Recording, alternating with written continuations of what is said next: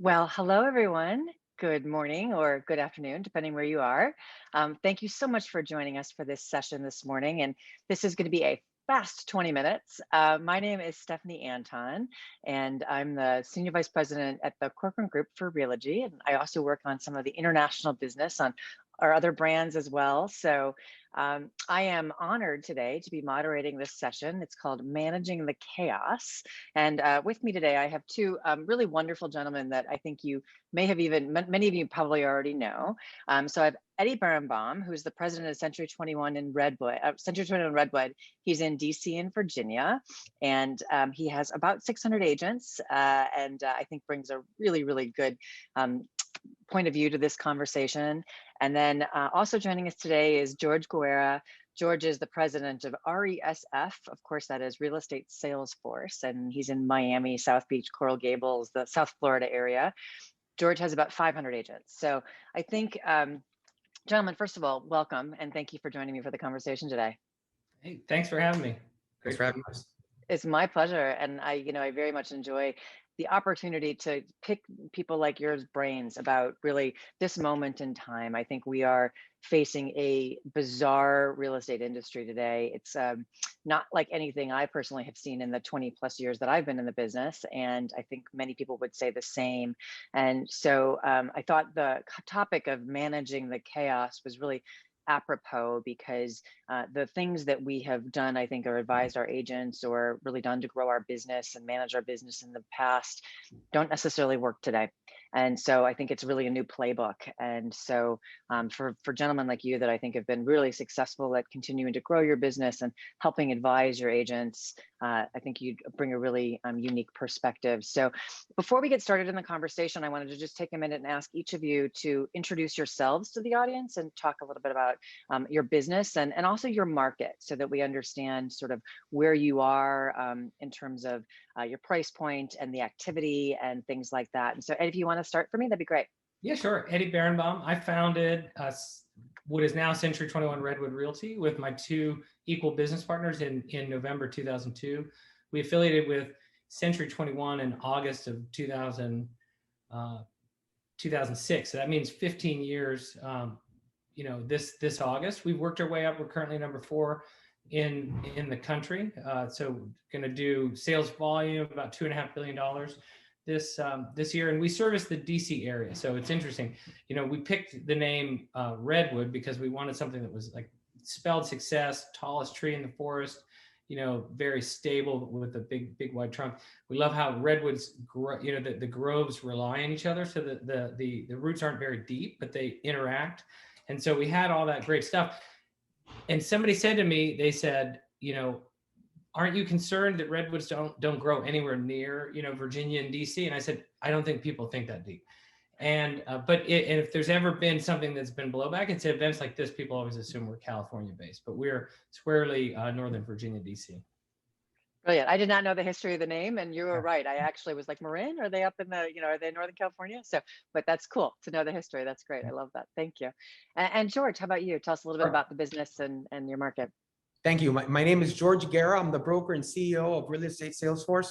We're an independent brokerage, started around 16 years ago. Been in the business 24 years. Don't let the gray hairs fool you. I'm only 43. I love to tell people that I was born in the boom, raised in the crash, and now thriving in the pandemic. We have over 500 agents. We have offices covering most of South Florida. Got it. Great. And so talk a little bit about the market. How are things? And we were joking earlier, COVID, you don't have COVID down there, we know. so you know talk what, about that. In preparing for this, I was looking at, market stats and what am I going to say about the market? And when I looked at the stats that I'm looking at are irrelevant right now. So the reality is that we're booming, we're on fire. Our market is very unpredictable. We're seeing waterfront properties trade for 2 to 3 times what they were worth, 24 months ago, 12 months ago. Every offer that is coming in and above. Contingencies are being taken off. It's sort of an acquisition play. I think that in this market, when you have once in a lifetime interest rates, people are looking for long-term permanent plays regardless of the cost. And with this low inventory and with interest rates on the way up, I think it's a perfect catalyst for what we're experiencing right now, which is a boom. Yeah. Great. Thank you. Thank you. That's helpful. And Eddie, how about you? Hey, a very similar story.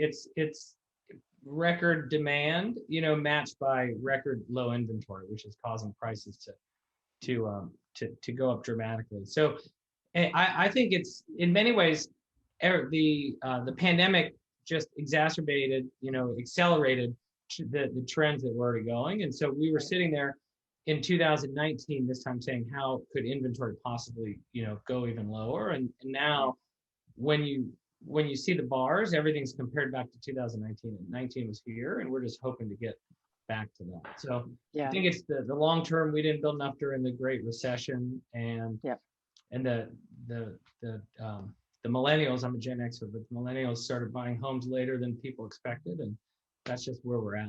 But they are now, right? Yeah. Yeah, Right. And it's interesting too, because DC, I think in that area, you guys had such a run up on prices, even up before the pandemic. And but I think George in South Florida, I think you had a fair amount of inventory, and you had a lacking global buyer that historically had been really strong, and especially development inventory. I think I remember you having a lot of that. So has that all been absorbed now? So you know what, funny you say that. It has been. And think this, that Florida has struggled when it comes to condo financing on the low end and on the high end, big deposit requirements.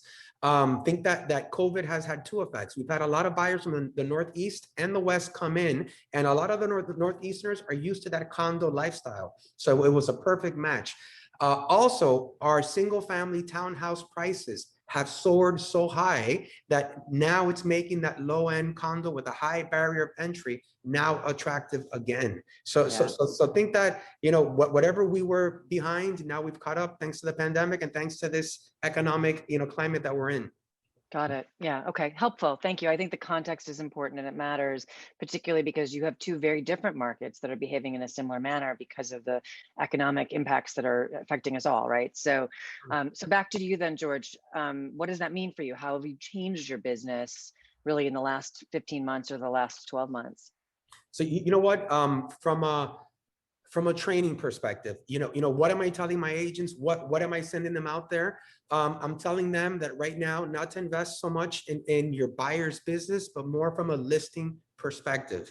Think that right now listing is key. I know I'm beating an old drum. So what I've done is I've gone back to the basics. Ladies and gentlemen, prospecting is back. One of the things that I did recently with high success is I reached out to the REDX, and I asked them, what are they doing to train and to motivate agents? And they ran a boot camp. They reached out, they came to my office via Zoom, and we had a 3-day boot camp. And again, no surprise, those that pick up the phone, those that prospect consistently get results. And to see that in a pandemic where you're not knocking, where you're sort of stuck with the phone, was a clear reminder that the consumer is looking for that aggressive, proactive agent, especially in this market. No longer are we trusting my brother, sister's friend who got a license. Now we want somebody that's a true professional going out there, making professional moves and closing properties. So you make an interesting point too, though, about, like focusing on buyers and on listings. And so how would you describe someone having a healthy business right now? Is it like 50-50, or what does it look like? So listen, great question. And it's tough, because you know what, you never want to abandon your buyers. The strengths of your listings, that listings a guarantee. And right now, buyers are going through very emotional times where they're going out there, they're buying things that are more expensive than what common sense tells them. They're losing those bids. It's an emotional battle. Preparation right now when it comes to working buyers starts way before you show the very first property if you want to be successful today. Again, looking at price points, looking at buyers' potential and buyers' capability would really determine how much buyer work I focus on. The name of the game, again, is listings, especially in this low inventory. If you can get listings in low inventory, when the market comes back, you will be king. Great. So Eddie, let me come over to you now. And how have you changed your business really in the last year or 15 months? So my vision, going back to sometime around 2018, I always thought back to Brad Inman talking about the latte experience, where, buying a home should be as easy as ordering a latte. And Yeah, so I if only. shifted and I bought my Peloton in 2018, and it didn't take me long, riding the bike, like, this is what we need to deliver as a brokerage. And I'm discussing, chiefly my relationship, my team's relationship with our 600 plus agents is that the ability to come in and out and give them coaching from, in a very efficient manner so they can go on with their day. So we designed a dashboard that looks a lot like a Peloton. And that's how we deliver our training. That's how we continue to deliver it during, throughout the pandemic as well. Fascinating. So it's sort of your coaching mentality has The changed coaching. as a result. Yeah. Yeah. And the topic is, managing through the chaos. And so I think coaching is key, both the way we coach our agents to keep them stable through, through the pandemic and through hopefully the winding down of the pandemic. It's really our agents' ability to coach their clients is what keeps them sane. And Yeah. understanding, in the nice thing about an absolutely, what crazy market is, it enables agents, it makes it easier to be just, completely honest. And so I think that we focus a lot about how difficult managing buyers are when they're going into, when they put a bid on a well-priced house, they're getting competing against 15 different offers. Interesting, after we did our session where we got ready for this, I got a call from a great agent who was beside herself because her client was livid that they'd only received 3 offers, and she wanted my help how we could coach them. And so we talked about it. What had enabled their list price to list where they were at was, multiple homes in the neighborhood, having 15, 20 offers. And the market always corrects itself. So that had gotten their price up to about here, and they only got 3 offers, and they ended up ratifying one that was, maybe a token $10,000 over the asking price. And we had to really just shift the mindset that was still very healthy, because she was still getting 10,000 over what the last one had sold. And she was, and the client was missing the fact that they were still, in this case, 6 figures more than, 2 homes ago. So Yeah. if anything, I think it's a validation for them that they priced it correctly, at least in this market. Smart. Interesting. I mean, I like your point about how coaching flows, right? It goes from you to your managers, managers to the agents, agents to the consumers. And there's some threads that kind of go through that. And I think you kind of both talked about managing expectations. You sort of touched on that. And then also, I think, what kind of tips and tricks are you giving your agents and clients? And so you talked a little bit about that too, but I'm curious, George, for you, what other kinds of tips and tricks? You mentioned something about preparation. Yeah. Let me share with you my just some of the things that are new tricks, and a couple of things that we've done. Number one, we've sort of looked at our training and we've asked ourselves, what has changed from a training perspective, from a targeting perspective, and from a listing presentation perspective. And for me, the biggest game changer that's come out of COVID has been, your ability to Zoom and do listing presentations, but not just that, your ability to bring in auxiliary help. For example, you can bring in an appraiser at a moment's notice to discuss price with your client. You can bring in a contractor to discuss, what changes you might want to do. You can bring an attorney to discuss how you're going to structure the deal. And that in the past wasn't there before. And now when you can just say, hey, jump on the Zoom real quick, compared to driving and, going a physical listing presentation, I think those changes are ones that we have to capitalize in. I think those are the ones that are gonna, create value that technology can produce, where our salesmanship and skill set and to be able to put all these things together are what's gonna keep us relevant. But more importantly, chaos has taught us that you know what, we're more available, we're smarter if we leverage technology for our benefit. And our resources and our people in our sphere, right? It sounds like you bring up a good point, like your whole team, and you can actually make the team tangible really easily now, where it would have been more of a thing before, right? Yeah. And Eddie, I think you also told me that you launched a mortgage company throughout this too, right? I'm curious about that. We did, yep. So the mortgage company, we closed our first transaction in March of 2020.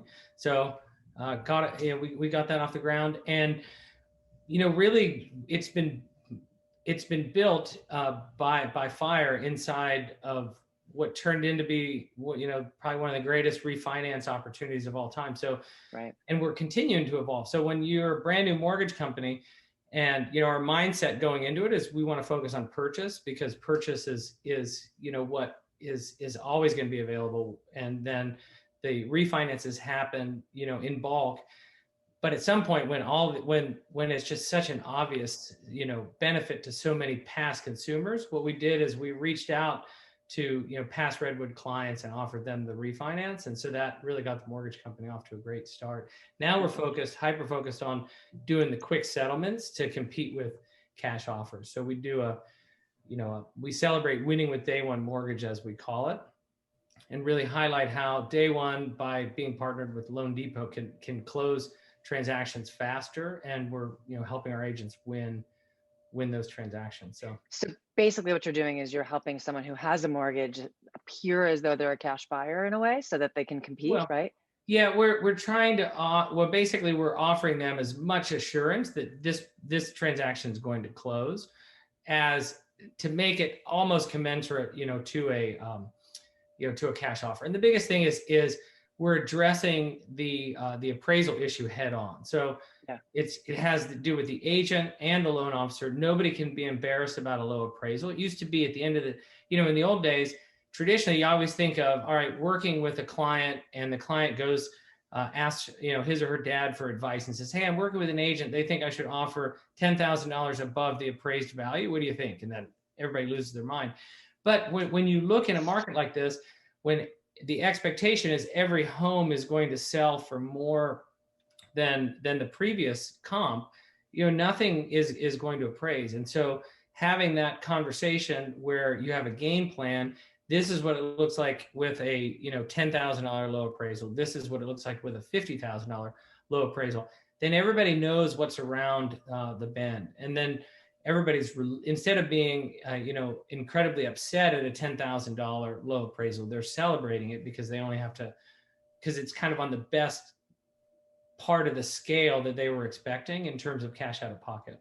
And so when we can communicate that to the listing agent, they understand they're working with the same rational buyer that understands what it's going to take to close. I think you structured that really nicely, because the truth is it's an irrational market, and you're responding to an emotional situation with an intellectual approach to then overcome someone's emotions. And so it's a cycle. And I think it's important that we kind of talk about that, because the emotions are a big piece of this too. So I do have a question, but let me also just remind everybody too, please guys feel free to enter your questions in chat, and we can, all three of us will be kind of watching the chat. If you guys have any questions, we're happy to tackle those for you too. But I want to downshift a little bit, and George, I'll go back to you, and then Eddie, I'm going to come to you with the same question, which is about the emotions and the managing the chaos. That is an emotional title.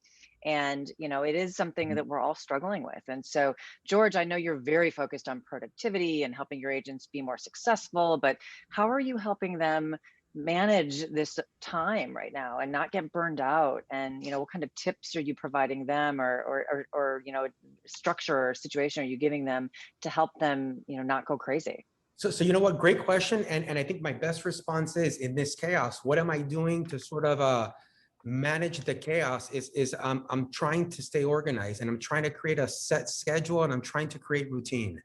And I'm trying to do that in an environment where half my staff is working from home, where agents are more mobile than ever, and they don't want to come into the office. That's my main approach. And how am I doing that? I'm leveraging Zoom. I do this thing every Monday called Coffee with George, and Coffee with George is a 20-minute Zoom training where, if you're dropping off your kid, if you're in the gym, and I record it and I email it to them, and it's 20 minutes, and it's very simple. It's number one, what's going on in the world. And it's just to give you an idea of, hey, COVID is up, wear your mask, just be smart. The second part of it is, what trainings we have this week. So I want you to already plan your week and know what's going on, so you can be ready for that. The third part of that is, I have my lender come in, and I have my lender talk about the interest rate and what they're seeing in their office. And Right. Sometimes they say, hey guys, we can't give the approval in 30 days. We're swamped. Or sometimes they say, hey guys, I can give it to you in 4 days. I have my title company come in there, and she's an attorney, and she says, hey, let me tell you what's going on in the closing table. Owners are backing out if the appraisal's not coming in, and owners are backing out if you don't meet your deadlines. And what that does is it gives the agent a pulse on what's really going on in the market. And what I tell them is, guys, I want you guys to go back and tell your clients what you heard here in Coffee with George, how owners are canceling, how appraisals are low, how buyers are coming up. And what I want them to do, and I tell them, you guys are like a doctor. We're not here to sugarcoat it. We're here to tell them the truth, tell them the state of the market. So when they walk into the market, they meet their expectations. And that's just one of the things that I do. And I keep it consistent. And I remind people, hey guys, people are stressing out. They're having, some people are having difficult times. This is the time to reach out, make Coffee with George consistent, and and we're here to help out. Great. Awesome tips, George. And guys, 20 minutes, it flies by. I think I could talk to you for another 20. So thank you so much, both of you, for your contributions and time and everything you do for our industry. It was great to chat with you today. And thanks to the Inman community for joining us. Have a great day. Yeah. Thanks, everyone. Thank you, everybody. Thanks, Stephanie. Thanks, George.